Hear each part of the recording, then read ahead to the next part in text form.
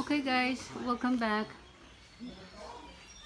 Now we are installing our AMAKAN ceiling on the first floor. See, that's how it looks like. Those are the crowns, the molding. Those are lawaan crown. So we didn't put any what's the term, finishing or color. Yeah. And this one yet. Then it really looks nice now. So see,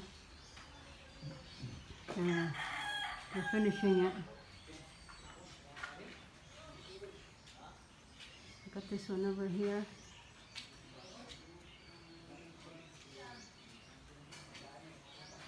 So the size of this one is I believe it's 4 by 8, and there's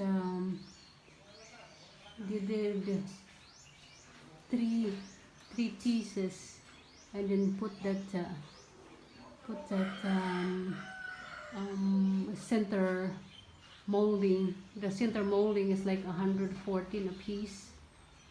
So in this area we had like 30 pieces of the 1 by 2 and 30 pieces of the 1 by 3. So it really, so this is sort of fan for the guys. It looks nice, and like I said, it's not even finished yet because we still have to do some cleaning and do some put some varnish on it so that it will look shiny. This is the one that really you can see more because the sun hits it, so really looks good. So even here on the outside also put so that it will be uniform. I'm really impressed and excited. So yeah, it looks really good. Hindi. Magkuan kular sa kanang hagnaog na ba sila ikuan? Katong torch bitang pangsunog na to. Aron maanam na ba? Maanam nimo ba? Bisag first coating lang gud imong ibutang para lang makita nato magsinaw na ba? Larry is our painter. I'm talking. Ha? Varnish, right? Yeah. Oh. Bisag kinira sampulan. Oo. Adi kini agwa pa din baklasan pa ni nila no. Kana mo ni humanana. Uwang pamana babad pa sila. Kini ang masigan. We still need to determine though what stain color to do the trim, right? The stain color the trim. I don't think we have to color the trim. That's it. We stain the trim, Larry? Kuluran pa ning kuan molding lar. Yung atong kamo po bang? Boom, depends on whenever we can get the sample from the window. So ang atong ang mga molding bilin sa. Kana sa lang kuan kay. Ang kini clear man eh. Clear man na. Atong pasadaan ng kasa. Pero yung kanang ato pa mo sulig mo ni. Inagamo ko sa ba masilya. Lihaw na. Lihaw pa man ni manggod kanang mga molding. Manong sulig mo na pa ning kuan mo treated na man kuno na. Adi na sulig molding. Wa na. Okay. Treated na siya lar. Sige, di na. Wa na siya sulig nom. Pwede man good ni kung maapasa sa ano halimbawa may pataylo to pwede ta mo ra pwede kini-clear man eh so tingnan lang eh Di among kuan og unsay color sa kawa pa may sample atong window. Ato may mag-base sa kuan color. Nanindot na gani nga wa pa gani makuan. Kaduha ta ma'am, kaduha ta pasada nasa concealer. Kaduha. Kay una suyupon man na ang kaduha di na. Lagi. Nindot na ulo pa yan oh. Mabitaw. Mga nakutangan na tong. Sino naman kaya sa molding mo? Ang magdanya molding. Wala may molding ni no, ilalim mo kanaraman no. Na aasa kana? May molding. Ang butok si Michael og moldingan pa ba na? Wala molding na ibalim. Murag moldingan ning ubos ani. Pero kaniya mo na ni baba, ilaw sa bimo na. Wa pa may kakukuag wa man mga taon mangayo sila ana. So we're talking about the moldings. That's Larry, our painter. It's because he's the guy doing all the painting. And this one here, you chop it off because here whenever the company came in here for our sliding doors, and that's their requirement to remove that part there. So that's why we did it in this whole area, and then we just do the finish.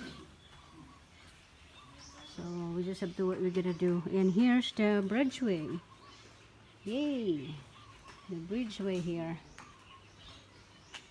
So this is 40 square meter size. Everybody is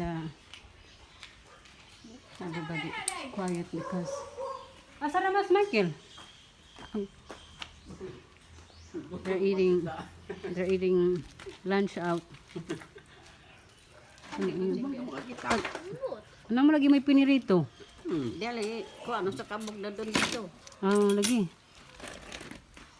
Kuan ko sabaw anang awa na sabaw nang kuan? Hmm. I was distracted there. Eating their lunch. And then these are the choices of the stones that we're looking at for the bridgeway. We have three different variation of stone. This is 700 per. That's not a bag. Half as. No, 700 per. No, 700 per per. That's. What's the size of that one? The half sack of the. Oh no, it's 1,400 for a bag of cement. This one here. 1,000. Yeah, equal. This one. This is they call this 7 colors. This is from Zamboanga. So those are a rare type of stone. And this one here, this is just here locally, and 240, 500, 480 per sack. And this one is a little bit cheaper here because this is a mix of the black. So yeah, we have to decide. We are leaning on this combination here with this because it's not, you know, this stone here is how much per square meter? 1,000. I know. 800 per square meter, and this one.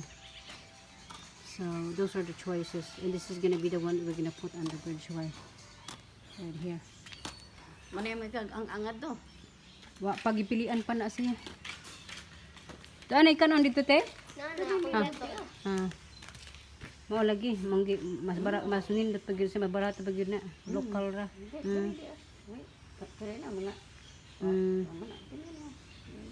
Lagi. So yeah, we are getting excited. We're moving along. I'm excited with that one. Look at that. So that's the update, guys, because I promised to send to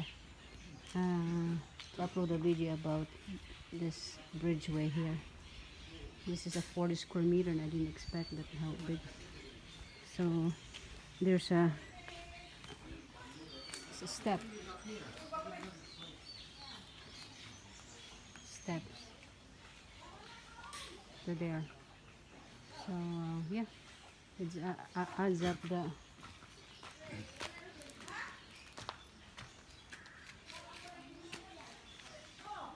Thank you guys. Thank you for watching. God bless, guys.